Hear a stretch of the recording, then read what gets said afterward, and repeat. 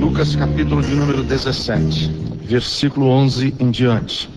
A caminho de Jerusalém, Jesus passou pela divisa entre Samaria e Galiléia. Ao entrar num povoado, 10 leprosos dirigiram-se a ele. Ficaram a certa distância e gritaram em alta voz: Jesus, mestre, tem piedade de nós. Ao vê-los, ele disse: vão mostrar-se aos sacerdotes. E enquanto eles iam, foram purificados. Um deles, quando viu que estava curado, voltou louvando a Deus em alta voz. Prostrou-se aos pés de Jesus e lhe agradeceu. Este era samaritano. Jesus perguntou: não foram purificados todos os 10? Onde estão os outros 9? Não se achou nenhum que voltasse e desse louvor a Deus, a não ser este estrangeiro? Então ele lhe disse: levante-se e vá, a sua fé o salvou. Antes de começar a pregar hoje, eu queria dizer para vocês o seguinte: os milagres que estão registrados na Bíblia foram escolhidos a dedo. Foram escolhidos com muito cuidado para serem colocados aqui. Jesus fez muitos outros milagres que não estão relatados na Bíblia. Muitos outros. João, no capítulo 21, o Evangelho de João, capítulo 21, versículo 25, chega a dizer que Jesus fez tantos outros milagres que, se eles fossem relatados um por um, João, usando uma hipérbole, uma figura de linguagem, ele diz que nem no mundo inteiro haveria espaço suficiente para os livros que seriam escritos. Olha que coisa. Então, o pensamento é o seguinte: os milagres que estão aqui eles tiveram que ser analisados, pensados pelos escritores dos evangelhos. Qual que eu vou colocar? Eu fico imaginando Lucas, por exemplo, escrevendo o evangelho aqui. Vamos imaginar Lucas, que foi que escreveu esse evangelho. Ele está sentado, ele tem, como os escritores fazem, um monte de pedacinho de papel espalhado na mesa dele. Em cada um desses pedacinhos de papel ele tem um milagre escrito. Jesus fez isso, fez aquilo, fez aquilo, fez aquilo outro. E ele olha aquela multidão de coisas que Jesus fez em cada pedacinho de papel e ele diz: qual que eu vou colocar? Não, esse milagre, ele é importante, mas eu não vou colocar ele. Esse milagre aqui, eu acho que não, eu vou deixar esse de lado. Não, esse eu vou colocar, esse aqui eu vou colocar, esse aqui eu vou escrever. E ele foi nesse árduo trabalho de separar entre tantos milagres quais os poucos que ele ia colocar no livro dele, porque senão ia ficar muito grande. Então, com isso, o que eu quero dizer é o seguinte: que este milagre que está escrito aqui, que eu acabei de ler para vocês, ele não está aqui por acaso. Há um propósito para que esse milagre tenha sido registrado na Bíblia. 10 leprosos, Jesus ia a Jerusalém, uma longa viagem a pé naquela época, longa. Eu que sou maratonista, fico imaginando que ele devia caminhar quilômetros e quilômetros, tipo 150, 200 quilômetros, 300 quilômetros nessas caminhadas, longas caminhadas. E quando ele vai passando na região que ficava na fronteira com Samaria, e aqueles que não conhecem a Bíblia não conhecem bem a história bíblica, os samaritanos eram uma espécie de primos tortos dos judeus. Os judeus consideravam os samaritanos raça impura, vamos colocar assim. Mas não é judeu, porque no processo histórico houve uma guerra civil em que Israel ficou dividido lá nos tempos passados em Israel do Norte e Israel do Sul. O Israel do Norte chamava-se Israel e o Israel do Sul chamava-se Judá. E os samaritanos eram os do Norte. Então, é parecido, grosso modo de falar, os coreanos do Norte e coreanos do Sul. Eles são da mesma etnia, eles são o mesmo povo, mas eles estão separados. E estão separados há tanto tempo que os coreanos do Norte, daquele ditador maluco que tem lá, já tem muito pouco a ver com os coreanos do Sul. E ainda mais tem uma rivalidade, tem briga, tem guerra e tem um monte de coisa. Foi o que aconteceu com Israel. Então Jesus está passando, vou usar essa expressão, no território inimigo, que é o território dos samaritanos. Mas não era bem o território do inimigo, porque Jesus não era bobo. Jesus não era suicida, Jesus não ia passar no meio dos samaritanos para ser ostensivamente rejeitado pelos samaritanos. Então ele passa na fronteira. E no que ele passa na fronteira, 10 leprosos o viram ao longe, e de longe, porque leproso naquela época era uma doença estigmatizada. Um leproso se tinha uma noção da lepra, de que ela era muito mais contagiosa do que ela na verdade é. Então eles não podiam ter contato social, os leprosos não tinham contato social. Então à distância, porque eles não podiam chegar perto, à distância eles gritaram: Jesus, mestre, tem misericórdia, tem piedade de nós. E aí Jesus disse: vão mostrar-se aos sacerdotes. Que aqui é um outro detalhe também que muita gente não sabe, é que quem diagnosticava ou declarava curado o leproso não eram os médicos naquela época, eram os sacerdotes, porque a lepra tinha uma correlação muito profunda com o pecado, com maldição. Então quem dizia: você está limpo da lepra, era o sacerdote. Jesus disse: vá lá para o sacerdote apresentar-se, e eles vão, os 10, e no caminho todos os 10 são curados. A lepra começa a desaparecer, e eles, os 10 leprosos, ninguém sabe o que aconteceu, só um volta para agradecer. Se joga aos pés dele e começa em alta voz louvar a Deus, ajoelhado no chão, dizendo: muito obrigado, muito obrigado. E Lucas diz assim: e este era um samaritano. Era um samaritano. Nós não sabemos se os outros eram, talvez não fossem. A grande probabilidade é que os outros 9 fossem judeus. Só esse era o samaritano, e só o samaritano voltou. Então Lucas, por que que Lucas escolhe esse milagre para colocar aqui e dizer assim: eu preciso relatar isso, eu não posso deixar esse milagre fora, tá vendo? Lembram? Vários papeizinhos com vários milagres registrados, e ele pega um e diz: não, esse aqui, puxa vida, foi lindo esse milagre, mas não vai caber, eu tenho que deixar eles fora. Puxa vida, esse milagre aqui, maravilhoso, mas não vai caber, eu tenho que deixar ele fora. Quando ele viu dos 10 leprosos, ele disse: esse eu tenho que colocar no meu escrito. Esse eu não posso deixar fora. Por quê? Há algumas características nesse milagre que são interessantes. Primeira característica nesse milagre é que uma cura de lepra. E é interessante registrarmos de antemão que Jesus curou lepra muitas vezes e não curou outros tipos de doença. Teve doença na Bíblia que a Bíblia não relata nenhuma vez que ele curou. Mas lepra ele curou. E os relatos de cura de lepra são frequentes. Então é interessante a gente perguntar por que é que há uma preferência dos escritores sagrados em registrar os casos de lepra na Bíblia. A preferência é porque a lepra era uma doença estigmatizada. Os leprosos eram alienados, escanteados.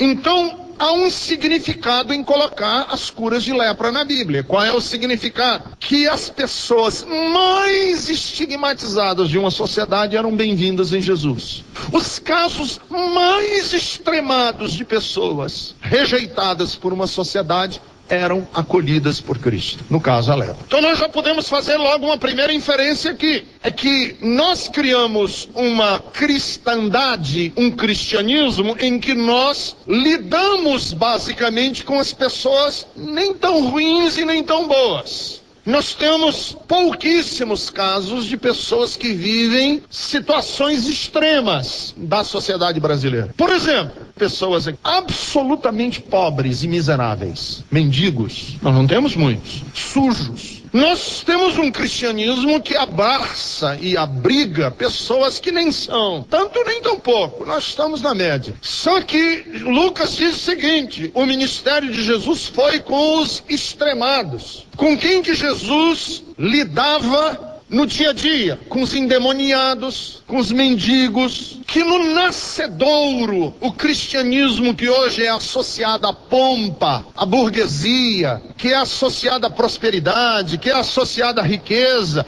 no seu início era uma religião de esfarrapados, de mulambentos, que quem foi abrigado, quem foi abraçado inicialmente pela fé cristã foram pessoas de situações extremas, as prostitutas, os leprosos, Então, quando você fala de leproso, você está dizendo naquela época que era a escória da escória. Que lembre-se que nós não estamos falando de leproso que está em corredor de indigente da Santa Casa de Misericórdia, não, que naquela época não existia isso. É gente que está apodrecendo nos lixões. Situação extrema, mas isso não é para nos angustiar. Isso é para dizer o seguinte, que você que se sente muitas vezes em uma situação de abandono extremo, por um motivo ou por outro, porque o seu filho morreu e você está se sentindo no abandono extremo, porque nada pode ser feito por você, que você se sente no abandono extremo da vida, e essa sensação não tem nada a ver com dinheiro, não tem nada a ver com riqueza,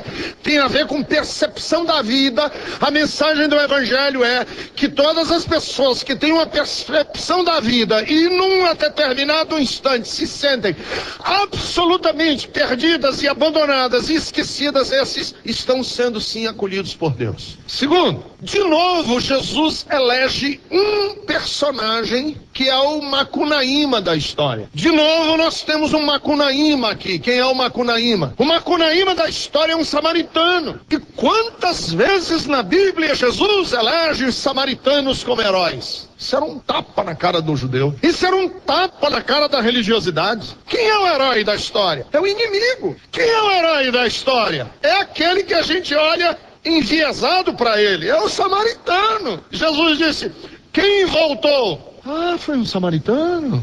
Interessante. E os outros? Certo homem foi jogado na beira de uma calçada da vida porque foi roubado. Os ladrões e os salteadores o deixaram meio morto na beira da calçada. Passava por lá um sacerdote e deu as costas. Passava por lá um doutor da lei, judeu, e deu as costas. Mas, por acaso, passou por aquela estrada um samaritano. E o samaritano se dobrou sobre aquele homem, curou as suas feridas e fez o bem para o próximo. Samaritano. Quantas vezes Jesus elege os samaritanos como o herói dele? Samaritano. Que é um pouco isso do Macunaíma, o anti-herói. Quem a gente menos espera, de quem a gente menos aguarda. Por isso eu como nordestino, li avidamente Os Sertões de Euclides da Cunha, e a história do Euclides da Cunha nos Sertões é essa, é que quando o conselheiro lá no interior de Alagoas, Antônio Conselheiro, estava lá fundando o seu povoado, né? E aí as tropas federais da República quiseram esmagar Antônio Conselheiro, reuniram soldados paulistas aqui de São Paulo para ir lutar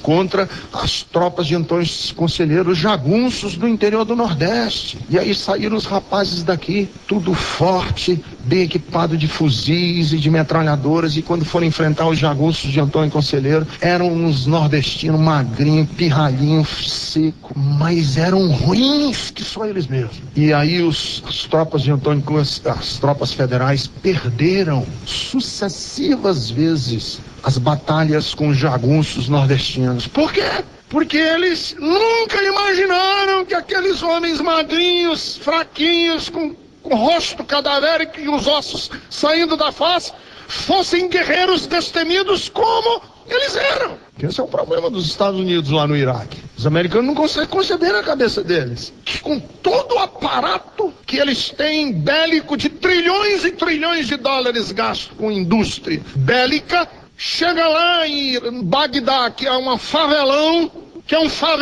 e eles não conseguem ganhar a guerra. Conseguem esmagar a insurgência, não conseguem entender. Porque na nossa lógica humana, as categorias de poder, as categorias de dignidade, as categorias de força são bagunçadas. E Jesus está dizendo assim, vocês colocam os olhos em aquilo que vocês acham que é o padrão da beleza, do poder e da graça e da força e do destemor. E ele está no samaritano, que vocês jamais imaginavam que poderia ter. Samaritano, que vocês olham com desdém, que você olha por cima para baixo e diz, esse povinho, patuleia, Zé Povinho. E é esse Zé Povinho que consegue manifestar as coisas mais bonitas que muitas vezes nós, soberbos, não conseguimos detectar e ver. Expressões bonitas no rosto daquele que a gente não imagina.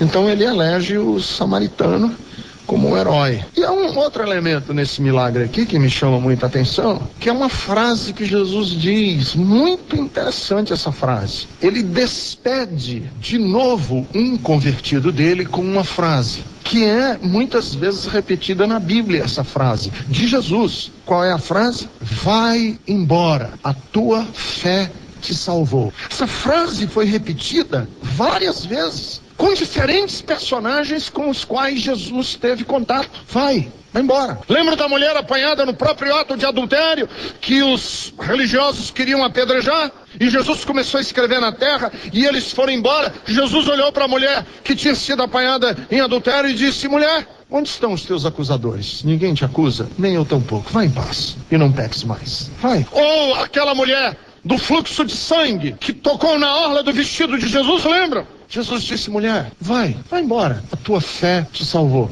Lembram do endemoniado gadareno, que Jesus expulsou os demônios, que eram a legião que viviam dentro dele? Jesus disse: vai embora e conta para a tua família as coisas que vai o teu caminho, segue a tua vida, vai construir a tua história de vida, vai embora. Então a pergunta que devemos fazer, por que Lucas preocupou-se em colocar esse milagre aqui? Eu já disse, por 3 motivos básicos. Primeiro, porque é uma cura de lepra, e Lucas disse, essa cura, Jesus falou tanto em lepra e tocou tanto nessa questão de lepra, que a gente tem que deixar para as gerações futuras que os leprosos foram bem-vindos. Segundo, é que ele, de novo, elege os samaritanos como sendo o herói. Terceiro, é que Jesus insiste nessa frase, e se ele tocou essa frase tantas vezes, vai embora, vai em paz, é porque Jesus, a gente precisa entender o que significa essa frase. Então, há algumas coisas que eu queria tocar com vocês hoje aqui na minha mensagem, com respeito a este milagre. Não vamos nos perder nos detalhes do milagre. Vamos nos concentrar naquilo que é mais forte nesse milagre. Quer dizer, a mensagem mais forte. Qual é a mensagem que salta aos nossos olhos em primeiro lugar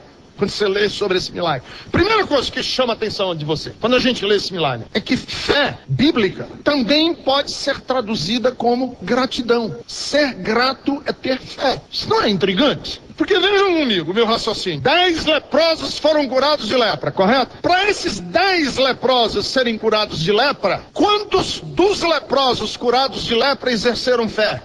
Não, 10. Todos os 10 foram curados. Todos os 10 foram curados. A Bíblia diz: sem fé é impossível agradar a Deus. Mas Jesus diz: só a tua fé te salvou. E esta fé que salvou é diferente da fé dos outros, em que os outros não tiveram fé para serem curados da lepra? Sim ou não? Então, por que esta fé aqui, que Jesus está especificamente elogiando, é diferente das outras? Porque essa aqui teve um elemento e um ingrediente que diferencia da outra. E qual é o elemento que diferencia esta fé da fé que produziu a cura divina? Gratidão. Só um voltou para agradecer. Jesus disse: os outros, cadê? Tiveram fé para ser curados, né? Não lindo? Clap, clap, clap, clap. Parabéns, parabéns, parabéns. Fé para ser curado é um tipo de fé, mas fé para ser salvo precisa ter o elemento da gratidão que você mostrou que teve. Mas aí vem uma pergunta para nós: e pastor, quando se diz que tem uma fé que cura e uma fé que salva, uma fé que... eu estou perdido nessa história. O que é fé? Nós não sabemos o que é fé. O que é fé? Fé, na minha opinião, é uma confiança no caráter de Deus. Fé é uma confiança no caráter de Deus. Quando Deus afirma alguma coisa, quando Ele revela alguma coisa, quando Deus expressa alguma coisa a respeito de si e eu confio, isso é fé. Então a fé bíblica produz em nós descanso. A fé bíblica não é eu acreditar que Deus pode fazer. A fé bíblica é uma confiança no caráter de um Deus, que o que está na minha dúvida não é se Ele pode ou não pode fazer, mas em quem Ele é. Por que esses 9 outros que foram curados não voltaram? 9 foram curados e nem voltaram para agradecer. Por quê? Porque eles acreditavam a respeito de Deus, e as expectativas que eles tinham a respeito de Deus e de Jesus eram o seguinte: Deus, você não fez mais do que a sua obrigação de Deus, corrigir os desníveis e as injustiças do mundo. Finalmente, hein, Jesus? Finalmente, hein? Você veio fazer o que a gente esperava que você fizesse. Corrigir as injustiças. Afinal de contas, nós somos leprosos, estamos aqui passando fome, passando necessidade, partes do nosso corpo estão se despregando da gente, nós estamos feridentos, nós estamos padecendo, ainda levamos pedrada dos meninos e ainda vivemos dentro de um cemitério. Então finalmente você veio e resolveu.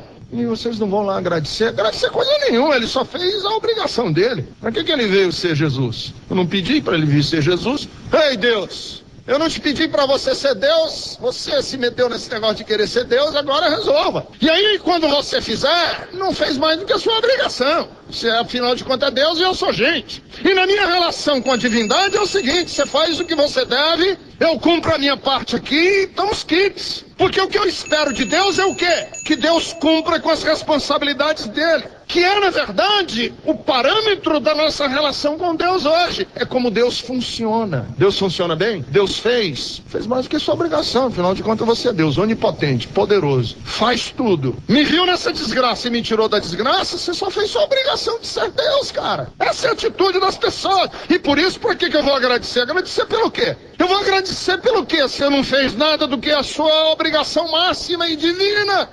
Porque essa é a maneira como a maioria dos religiosos se relaciona com a divindade. É uma espiritualidade de contrapartidas. Uma espiritualidade de contrapartida. Eu faço a mina parte e espero que você cumpra a sua. Você que disse que era fiel. Não fui eu que disse, você que disse que era fiel. Então seja, cara, seja fiel comigo. Essa é a nossa atitude arrogante, pecaminosa, porque nós nos relacionamos com Deus não na base da intimidade e da relacionalidade, nós nos relacionamos com Deus na base da funcionalidade. E isso é doente, isso é feio. Que você corrija as injustiças, que você faça um milagre, afinal de contas você pode. Funcione como Deus, a contento. Eu ouvi uma música cantada pela Mercedes Sosa, grande cantora argentina, e a Mercedes Sosa cantou Gracias a la Vida, porque você só é grato, você só consegue ser grato quando você libera o outro de obrigatoriedade. E você só consegue ser grato quando você se relaciona com o próximo, não na base da funcionalidade. Eu me relacionar com meu pai, não na base da funcionalidade, mas da intimidade. E o meu pai não é por obrigação que faz as coisas por mim e nem eu por ele. Quando relacionamentos se estabelecem sem funcionalidade, sem praticidade, e sim com intimidade, aí há a possibilidade de haver gratidão. Não há obrigatoriedade nenhuma de Deus, tudo é graça. E Deus não quer estabelecer relacionamentos conosco em que não haja gratidão, que se não houver gratidão, queridos, a nossa fé pode até produzir milagres de cura, mas ela não é a fé que Deus almejou se nós não aprendermos a sermos gratos pela vida, gratos por tudo que temos, porque é graça. Você podia ter nascido em uma outra circunstância, você podia ter vivido numa outra realidade, o que você tem hoje é graça. Mas esse milagre me chama muita atenção, para que Jesus mostrou que os sinais do reino podem acontecer sem a intermediação da religião. Não precisa de religião. Ele mostrou e deixou patenteado que os sinais do reino aconteceriam sem a intermediação religiosa. Vai apresentar-se ao religioso, porque a lei mandava que assim acontecesse, mas foi no caminho, antes de chegar lá, antes de entrar pelas portas da religião, o milagre já aconteceu. Nem foram ver os sacerdotes. Isso para nós é lindo. Que o religioso não pode se arvorar de querer ser a interface entre Deus e os homens. Não é a religião. É verdade que Jesus frequentava a sinagoga, mas Jesus não precisou da sinagoga para mostrar os sinais do reino de Deus entre os homens. E isso deve baixar a nossa bola institucional. Nós não somos a agência de Deus na terra única. A igreja pode ser uma importante agência do reino de Deus, mas nunca seremos exclusivamente os únicos. Com os recentes escândalos que vêm abalando a comunidade evangélica brasileira, um atrás do outro, eu venho repetindo diversas vezes, eu não sou mais evangélico, não sou mais evangélico.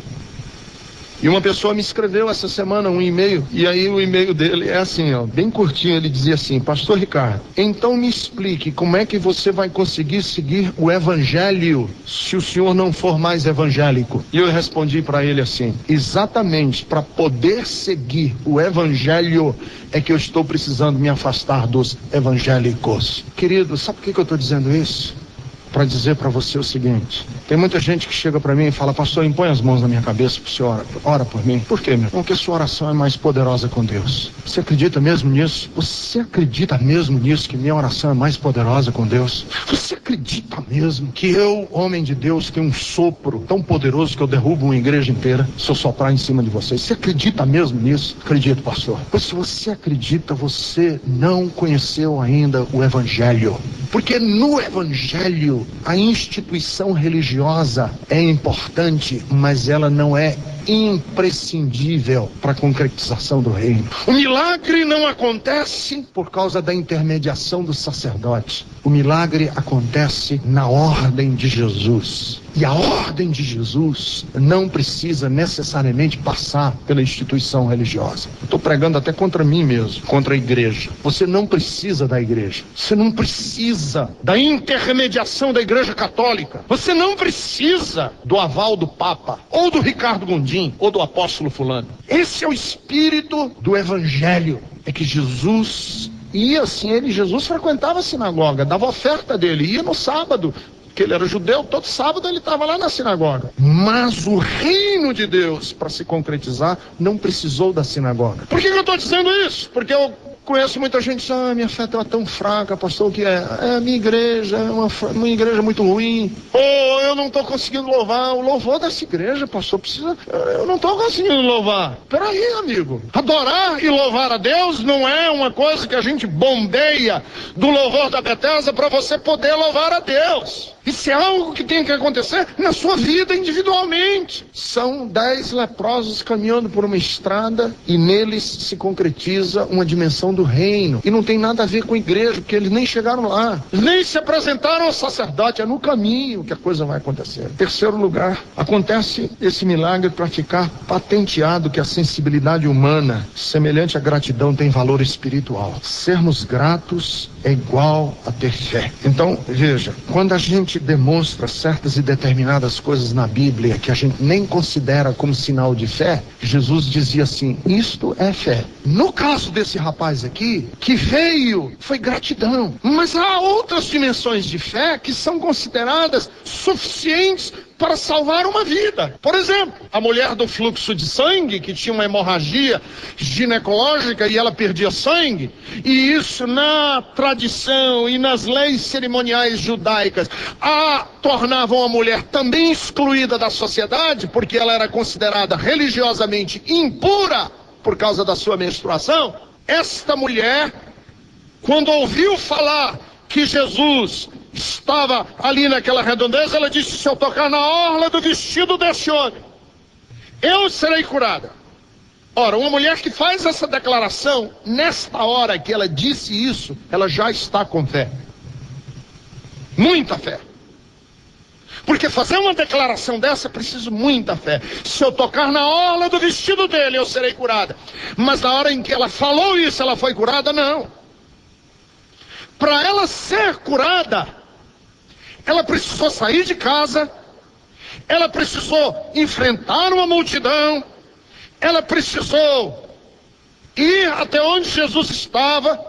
Quando Jesus estava de costas e a mão da mulher tocou na orla do vestido de Jesus, a Bíblia diz: naquele instante ela foi curada de todo o seu mal. E aí Jesus diz para ela assim: mulher, a tua fé te salvou. Que fé? Ela ter acreditado que ele podia curar? Não, porque isso ela acreditou em casa e estava doente. O que é fé? Quando a gente fala dessa mulher do fluxo de sangue, fé para essa mulher que tinha um fluxo de sangue é perseverança.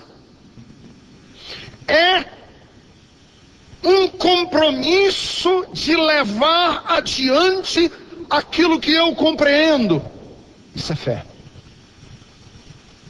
No caso dos 10 leprosos, fé foi ser grato e dizer muito obrigado.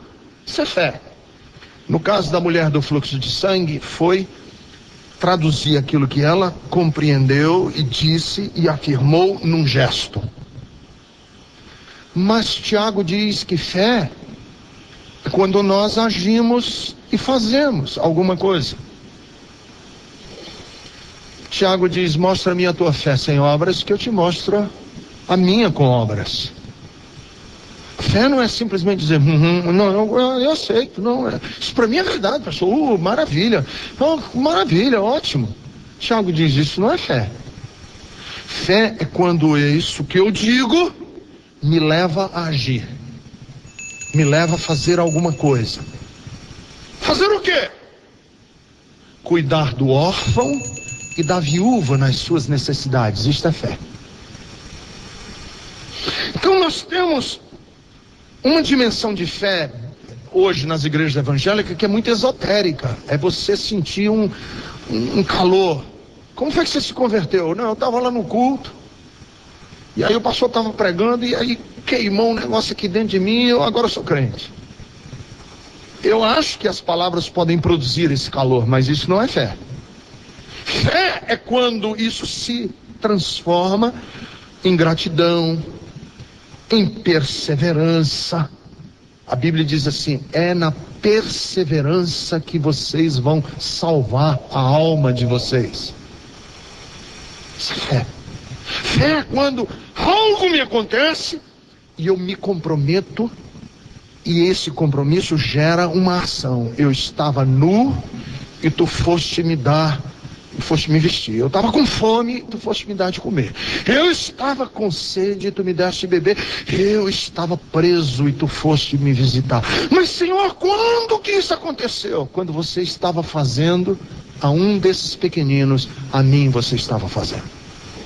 Entendem que o reino de Deus não é apenas blá blá blá, blá blá blá, blá blá blá, blá blá blá, blá blá blá. Porque de blá blá blá o mundo está cheio. O reino de Deus é quando aquilo que a gente sabe, a gente consegue transformar em verdades bonitas, em coisas nobres.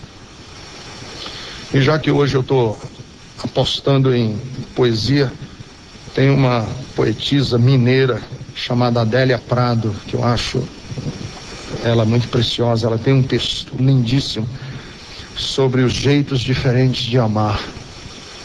Porque o grande propósito do cristianismo que é gerar em nós uma qualidade de vida parecida com a desse leproso, que se mostra com gratidão, com gestos, com doçura. Quando o reino de Deus entra na nossa vida e nos transforma em pessoas parecidas com Jesus. Você quer fé bíblica? Quer viver a fé cristã? Você precisa ser magnânimo, nobre, educado, doce, humilde. Você precisa ser grato. Você precisa ser uma pessoa sem ira, sem raiva, sem ressentimentos. Isso é fé cristã. Não é blá blá blá cristão. A afetação no púlpito. Para com isso, vai, meu. Eu quero ver gente boa, gente bonita, gente que sabe amar, gente que mostra isso nas atitudes. Para com isso. E a Adélia Prado diz assim, olha que lindo: uma personagem põe-se a lembrar da mãe, que era danada de braba, mas esmerava-se na hora de fazer 2 molhos de cachinhos no cabelo da filha, para que ela fosse bonita para a escola. Meu Deus, quanto jeito que tem de ter amor. É comovente, porque é algo que a gente esquece. Milhões de pequenos gestos são maneiras de amar. Beijos e abraços são provas mais eloquentes, exigem retribuição física, são facilidades do corpo. Porém, há diversas outras demonstrações mais sutis. Mexer no cabelo, pentear os cabelos tal qual aquela mãe e aquela filha, tal como namorados fazem, tal como tanta gente faz, cafuné, amigas colorindo o cabelo da outra, cortando a franja, puxando o rabo de cavalo, rindo soltas. Quanto jeito que há de amar! Flores colhidas na calçada, flores compradas, flores feitas de papel, desenhadas, entregues em datas nada especiais, com lembrei de você. É este o único e melhor motivo para as azaleias, para as margaridas, para as violetinhas. Quanto jeito que há de amar! Um telefone para saber da saúde, uma oferta de carona, um elogio, um livro emprestado, uma carta respondida, uma mensagem pelo celular, repartir o que se tem, cuidado para não magoar, dizer a verdade quando ela é salutar e mentir, sim, com carinho, se for para evitar feridas e dores desnecessárias. Quanto jeito que há de amar! Uma foto mantida ao alcance dos olhos, uma lembrança bem guardada, fazer o prato predileto de alguém, botar uma mesa bonita, levar o cachorro para passear, chamar para ver a lua, dar banho em quem não consegue fazê-lo, só ouvir os velhos, ouvir as crianças, ouvir os amigos, ouvir os parentes, ouvir. Quanto jeito que há de amar, orar por alguém, vestir roupa nova para homenagear, trocar curativos, tirar para dançar, não espalhar segredos, puxar o cobertor caído, cobrir, visitar doentes, velar, sugerir cidades, filmes, CDs, brinquedos, brincar. Quantos jeitos que há de amar! E aí a Adélia Prado diz o quê? Que quando a gente acha jeitos de amar, nós estamos tendo fé. Isso que Jesus quis dizer. Isso é fé. Fé não é a gente ficar com a cabeça no céu, borbulhando de verdades e esperando emanações esotéricas. Isso não é fé. Fé é quando a gente conhece coisas a respeito de Deus e aí a gente começa a mostrar isso no mundo, a exalar o perfume de Cristo na vida das outras pessoas. Jesus disse para um samaritano: olha, esse teve fé. Por quê? Porque ele está de joelhos agradecendo. Isso é que eu quero que aconteça na vida dos meus filhos. Uma mulher quebra um vidro de perfume na cabeça de Jesus. Jesus disse: essa teve fé. Por que, Jesus? Porque ela quebrou o perfume e creu que Deus ia dar uma loja do Boticário para ela? Não. Porque ela soube traduzir aquilo que ela sentia em gestos. Isso é fé. Ela soube expressar no mundo aquilo que ela acreditou no coração. Cristianismo é isso, queridos. Cristianismo não é vir para uma igreja, cruzar os braços e dizer: me dá, Deus, me dá, eu quero, eu preciso, me dá. Mais. Isso não é cristianismo. Isso é paganismo. Isso é a religião de Baal, travestida de fé cristã. Verdadeiro cristianismo é quando eu digo: Deus, me ajuda a me comportar como se comportou esse mendigo leproso que viu graça e gratidão pela vida e disse: muito obrigado.